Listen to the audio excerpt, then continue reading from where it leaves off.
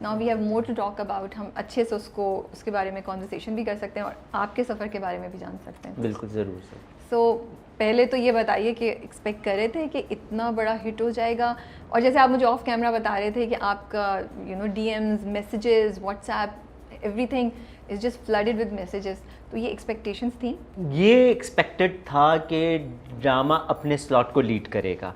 क्योंकि मैं कोई कॉन्फिडेंस, आई लाइक इट। नहीं, मैं इसलिए आपसे ये बात कह रहा हूँ, और कोई भी राइटर जब सास बहू का कंटेंट लिखेगा तो वो, क्योंकि हमारी आवाम के जो नफ्स पे हाथ रखना है वो सास बहू के कंटेंट है। ये सैड बात है या अच्छी बात है? ये अच्छी बात, ये सैड बात से अलग बात ये है कि मुझे ऐसा लगता है कि ये मौजू ग्लोबल इशू है। क्योंकि मुझे क्राउन में भी सास बहू की कहानी नजर आती है, लेडी डायना और क्वीन एलिजाबेथ में भी सास बहू का कॉन्फ्लिक्ट नजर आता है, मुझे अर्तुगरुल में भी सास बहू का कॉन्फ्लिक्ट नजर आता है, मुझे मीरा सुल्तान में भी सास बहू का कॉन्फ्लिक्ट नजर आता है। तो हमने जो गलती की, मतलब जो मुझे नजर आता है वो ये होता है, हम सिर्फ सास बहू के उस इशू में फंस के रह गए। बाकी लोगों ने क्या किया कि उसको ख़वातीन के लिए रखा, लेकिन और चीज़ों को भी साइड में डिस्कस किया, मौजूआत और मौजू पे डिस्कस किया। मैं जब वो कंटेंट देख रहा था तो मेरे दिमाग में ये था कि ठीक है, मैं लिखूंगा सास बहू, क्योंकि मुझे बेचना चैनल को ही है, चैनल ने उसकी TRP लेनी है। लेकिन मैं बाकी सच बातें बोलेंगे जी, एग्जैक्टली, बिल्कुल सच बात बोलूँगा। लेकिन मैंने बाकी ये सोच रखा था, मतलब कौन सोच सकता था कि बंजारा नामा चलेगा, नज़ीर आबादी का बंजारा नामा, मैंने ड्रामा, और मुझे पूरा यकीन था ये कट जाएगा। जब मैं लिख रहा था तो कहा किसको समझ में आएगा, ठाट पड़ा रह जाएगा, जब लात चलेगा बंजारा तो खिरसो हवा को छोड़ मियाँ मत देश फिरे मारा मारा, ये एक नज़्म है, ठीक है ना। बस चली गई और वो ऐसी हिट हो गई, मुनव्वर सईद ने जब उसे गुनगुनाया है तो वो जनाजा ही इम्पैक्टफुल हो गया। यहाँ तक हुआ कि मैं किसी और चैनल में कोई कहानी सुना रहा था, उन्हें कहानी पसंद आई और मुझसे कहते सब ठीक है लेकिन इस कहानी में भी कोई जनाजा उठना चाहिए।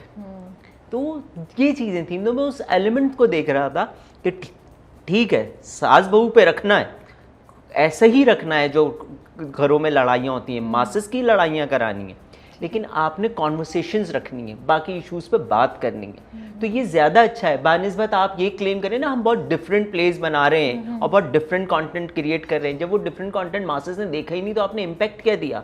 मैसेज ओरिएंटेड प्ले बनाने का फ़ायदा ही क्या है जब वो मासेस ना देखे? फ़ायदा तो तब है जब वो मासेस देखे और मासेस तक पहुँचे। तो पहले आपको मासेस तक वो चीज़ें पहुँचानी पड़ेंगी।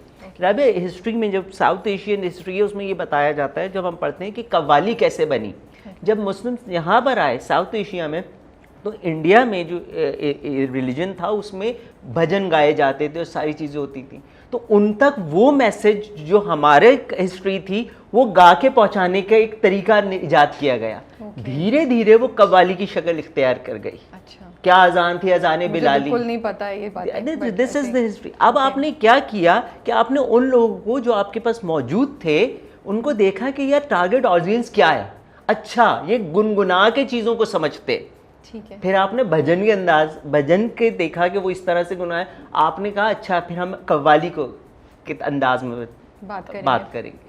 तो ये चीज़ है। अब आपने ये सीखना है जो हमारी इंडस्ट्री में, मैं और राइटर से भी रिक्वेस्ट यही करूँगा कि देखें चैनल्स पे जब आप जाते हैं ना कि मुझे इस मौजू पे लिखना, वो बड़ा यूनिक सा मौजू होता है, चैनल कहेगा नहीं इस मौजू पे हम बात नहीं करेंगे। जैसे इसमें भी बेबीबाजी में जो नसीर और अस्मा का ट्रैक था, अब बहुत सारा क्वेश्चंस थे कि नसीर तो अपनी बीवी को पसंद ही नहीं करता तो उसकी बीवी प्रेग्नेंट कैसे हो गई, इतने सारे। हालांकि ये 90% घरों की कहानी है।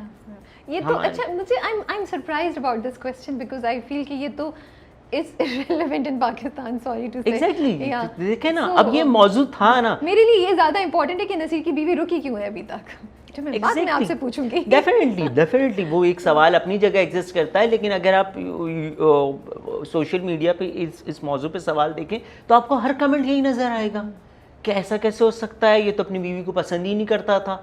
हालांकि आप देखें बहुत, अब ये इस इशू पे अगर आप ड्रामा लिखना चाहें ना तो आप नहीं लिख सकते। 10 लोग तो ये कह देंगे कि पैमरा का नोटिस आ जाएगा हमारे पास कि ये एक ऐसा मौजू है जिसको हम खुल के बात नहीं कर सकते। लेकिन इसी फैमिली ड्रामे में मैं उसे टच करके गुजर गया। सही बात है। ये वाली चीज़ें तो हमारे राइटर्स को अब ये देखना है कि हमने मासेस की चीज़ लिखनी है और उसके अंदर मैसेज देना है, बजाय इसके मैसेज और ड्रामे बना लो वो कोई देखे ही नहीं, जहाँ उसकी रेटिंग आए और ये नहीं हो। हमने बड़ा डिफरेंट काम किया भाई, करते रहो अपने घर में, देखो फिर। ओके चलें, पहले बताइए कि कहाँ से स्कूलिंग है, कॉलेज कहाँ से? नापा से पढ़ा हुआ है आपने, डिप्लोमा किया हुआ है? मैंने स्कूलिंग कराची में ही है, मेरे घर के करीब स्कूल था, वहाँ से मैंने पढ़ा। उसके बाद आदमजी गवर्नमेंट कॉलेज से प्री इंजीनियरिंग में मैंने इंटरमीडिएट किया। उसके बाद NIT यूनिवर्सिटी से IT में ग्रेजुएशन किया। Wow, okay. तो मैं सबको बताता हूँ मैं सॉफ्टवेयर इंजीनियर हूँ। अच्छा। उसके बाद मैं जैसे ही मैं पास आउट हुआ हूँ वो NIT यूनिवर्सिटी से, तो मैं फ़ौरन चला गया नापा। वहाँ मैंने ऑडिशन दिया और मैंने एडमिशन ले लिया, लेकिन मैंने अपने घर में नहीं बताया था, क्योंकि मैं यही पूछने वाली थी कि ये आराम से हो गया था या जालिम समाज बीच में आया? जालिम समाज तो मैं नहीं कहूँगा, लेकिन मैं क्योंकि एक ही बेटा हूँ, उसमें बात करी हूँ। एग्जैक्टली, तो मैं एक ही बेटा हूँ, तो अब्बू कंसर्न ज़रूर थे कि बच्चा ना राइट ट्रैक पर है। मेरे अब्बू खुद जर्नलिस्ट थे और मीडिया की फील्ड से थे, तो जब कभी मैं ये बात शेयर करता था कि मुझे मीडिया में जाना है, तो उनका यही कंसर्न होता था, बड़ी हवाई रोज़ी है, टिका के नहीं है, रुल जाते हैं लोग, ये सारी चीज़ होती है, जो कि मैंने एक्सपीरियंस भी किया और लोगों को भी देखा। तो वो कंसर्न ये था। तो जब अच्छा, और मेरे वालिद साहब ने मेरी जॉब वगैरह सब करवा दी थी। मैं जैसे ही पास आउट हुआ तो मेरे वालिद साहब सिविल एविएशन में थे, तो उन्होंने वहाँ के IT डिपार्टमेंट में सब बात करके किसका इंटरव्यू ले लें, सारा कुछ, वो सब चीज़ें सेट थी।